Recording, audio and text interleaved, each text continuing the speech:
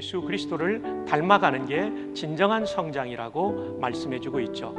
그래서 에베소 4장 13절로 15절 이 말씀을 기점으로 해서 그 이후에는 어떤 것이 신앙 성장인가를 보여주고 있습니다. 첫째는 삶이 바뀌는 것이 신앙 성장이다. 둘째는 하나님을 본받는 것이 신앙 성장이다.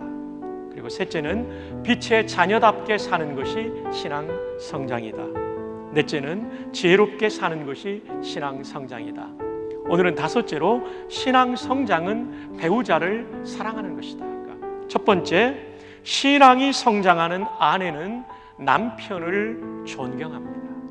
머리 대신 그리스도가 교회를 위하여 목숨을 던져주셨고 끊임없이 사랑해 주시는 고로 그 머리 대신 그리스도에 대한 감사한 마음으로, 즐거운 마음으로, 사랑하는 마음으로 복종하는 것이죠.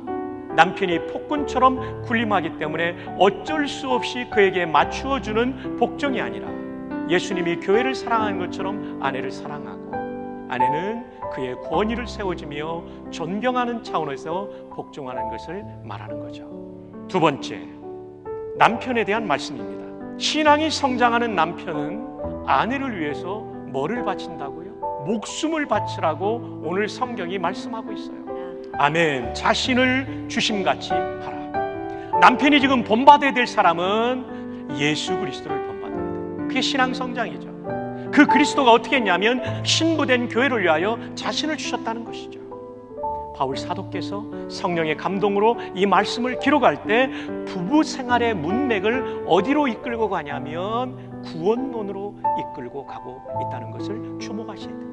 우리가 예수 그리스도를 닮은 남편이 된다는 것이 무엇입니까? 아내가 연약하고 병든 그 순간에 그 아내를 위해서 희생하는 남편이 되는 거예요. 이것이 예수님을 닮은 남편이 되는 것이죠. 결혼한 남편은 아내와 결혼한 것으로 끝나지 않고 일평생 이 아내를 아름답게 만들어야 될 책임이 있다는 것입니다. 그 남편을 만난 다음에 이 아내가 그 내면의 세계가 자라나야 된다는 거죠. 신앙적으로도 더 성숙해야 되고 그분이 가지고 있는 재능과 그리고 모든 은사들이 더 개발돼야 되는 거죠. 그 다음 보호하라. 이 보호하라는 단어는 소중히 여긴다는 거예요. 또 위로한다는 얘기예요. 우리가 아내를 양육하고 보호하는 남편들이 될 수 있기를 축복합니다. 마지막 세 번째로는 신앙이 성장하는 부분은 교회답게 삽니다.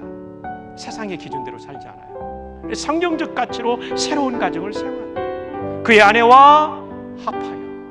이 합한다라는 원어는 접착제로 붙이다. 근데 이 접착제로 붙이다는 용어가 어떻게 사용되냐면 왕관에 보석을 붙일 때 쓰는 접착제예요. 뗄 수 없는 접착제. 근데 누가 의도적으로 이걸 파해버리면요, 왕관도 쓸모 없어지고 보석도 쓸모 없어지는 거예요. 그리고 한 육체가 된다, 한 몸이 된다는 것입니다. 마치 교회가 그리스도를 머리로, 성도들이 몸이 되는 것처럼 남편을 머리로 세우고 존경하며 아내는 남편의 돌봄과 양육을 받는, 그리고 보호를 받는 그 상황, 그런 의미에서 한 몸이 되어야 된다는 것이죠. 오늘 부부관계를 설명하면서 바울 사도는 성령의 감동으로 교회론을 가지고 오고 있는 것입니다. 이 교회의 모습과 같이 부부의 삶이 이루어져야 된다. 그리스도를 머리로 모시고 살듯이 남편을 머리로 모시고 존경하며 살아야 된다. 그리고 남편은 아내를 위하여 그리스도께서 교회를 위해 목숨을 바친 것처럼 희생적으로 살아야 된다. 이것이 성경이 꿈꾸신 부부의 모습이다.